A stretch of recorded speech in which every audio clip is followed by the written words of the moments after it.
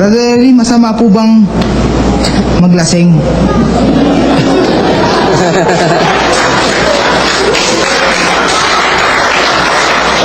Maglasing ng ano?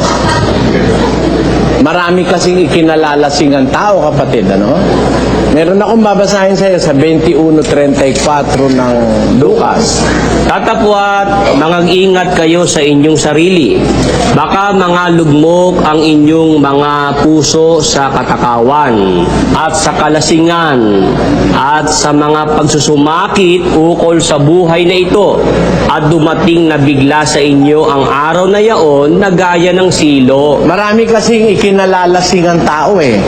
Yung pagsusumakit sa buhay na ito, merong lasing na lasing sa karangalan, no? May lasing na lasing sa politika. Pag naupo, ayaw nang tumayo, di ba? Minsan matayo man dahil pinatayo na. Eh gusto umupo uli, balik-balik pa, di ba, no? Meron ganun, di ba, kapatid namin? Ay nasarapan po eh. Nasarapan. Merong nalalasing sa karangalan, merong nalalasing sa kapangyarihan, may nalalasing sa babae, may nalalango sa alak, nalalasing sa alak. Sa droga. Kung ang tinatanong mo ay kalasingan sa alak, nasa 5:18 ng Epeso yon. Pakinggan mo. Ito po sabi po sa talata. At huwag kayong magsipaglasing ng alak na kinaroroonan ng kaguluhan. Huwag kayong magsipaglasing ng alak na kinaroroonan ng kaguluhan. Sa Israel, nung araw, pinapatayan lasenggo. Nagtataka lang ako rito sa atin, ang mga lasenggo, hindi lalagay sa pwesto. Bakit po? Oo, nagiging ano yung mga lasenggo, magiging mga congressman, mga mayor, mga public servants. Kaya nga maraming politiko ngayon lasing eh. Opo. Di ba? Eh samantalang sa Biblia, yung mga lasenggo, pinapatayan nung panahong Israel. Basahin natin ang Deuteronomio. Yan po'y nasa 21 at 18 patuloy.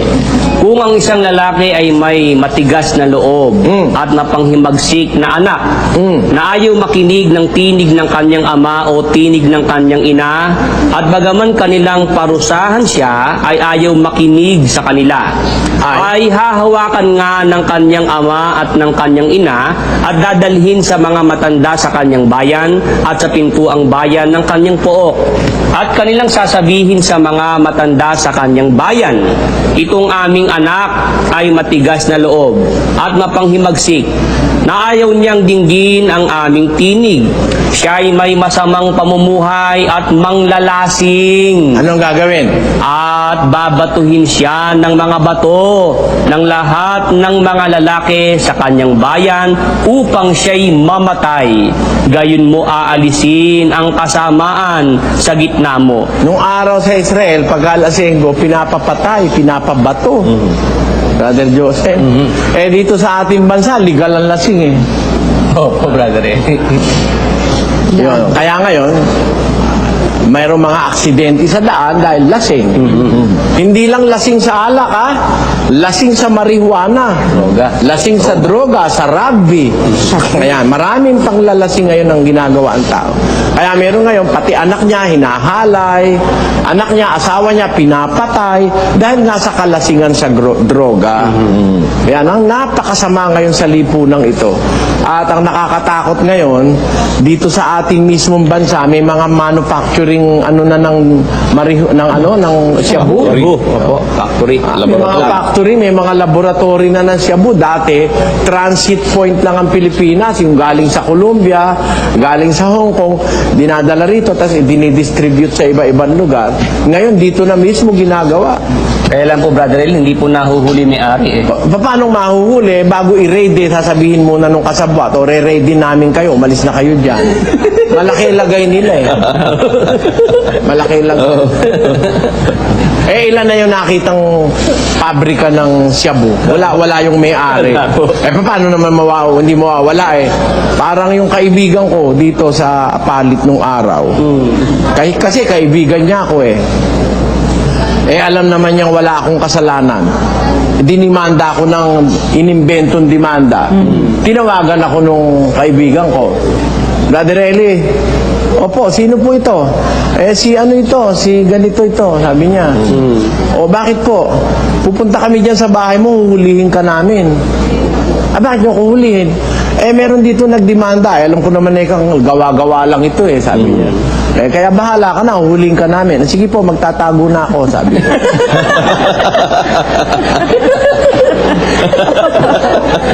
Buti naman po yung gano'ng manghuhuli, nagpapasabi po muna. Oo.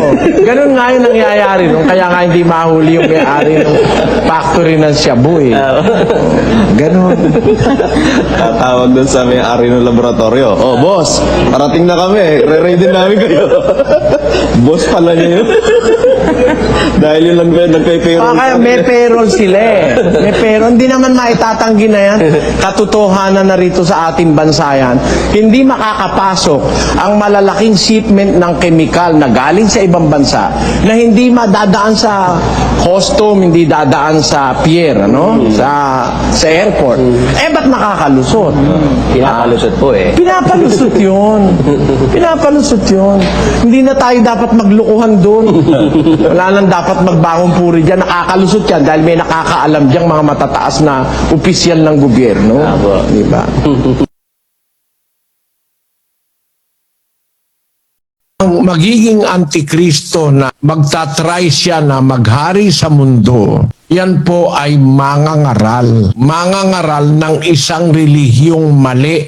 Magpapakilala siyang Diyos. Basahin natin ang 2 Tesalonika. Huwag kayong padaya kanino man sa anumang paraan, sapagkat ito'y hindi darating maliban ng dumating mula ang pagtaliwakas at mahayag ang taong makasalanan ang anak ng kapahamakan. Meron pong tao ang tawag anak ng kapahamakan. Taong makasalanan. Tao po ito. Taong makasalanan, anak ng kapahamakan. Itatanyag niya ang kanyang sarili na siya ang Diyos. Uupo siya sa templo ng Diyos. Sasalangsangin niya.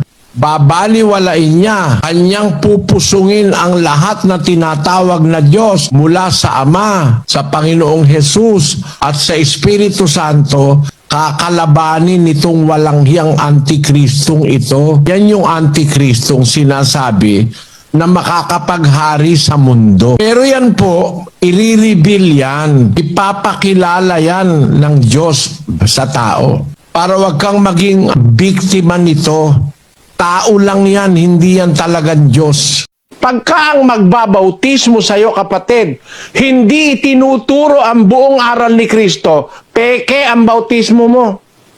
Ulitin natin ang 28, 19 at 20. Dahil dito, magsiyaon nga kayo at gumawa kayo ng mga alagad sa lahat ng bansa, na sila'y inyong bautismuhan sa pangalan ng Ama at ng Anak at ng Espiritu Santo, na ituro ninyo sa kanila na kanilang ganapin ang lahat ng mga bagay na iniutos ko sa inyo. At narito, ako'y sumasa inyong palagi hanggang sa katapusan ng panahon. Tinuturo ba yan?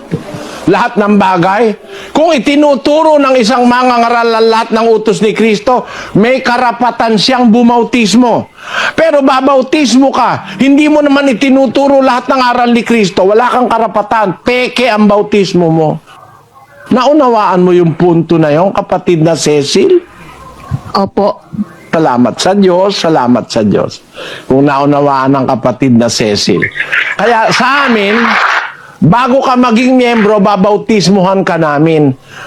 Pero bago ka namin bautismuhan, ituturo namin sa yung buo ang aral ni Kristo. Wala kaming aalisin. We will be transformed, we will be changed, papalitan ang ating pagkatao. Ngayon, tanong, makikita na ba natin ang Ama sa langit pagka napalitan na tayo? Of course. Kaya nga, that's the very reason why papalitan ito Pati yung ating mata, papalitan ng isang mata na makakakita ng kaluwalhatian ng Diyos. Ang sabi ni Kristo, blessed are the pure in heart, for they shall see God. Yun po ang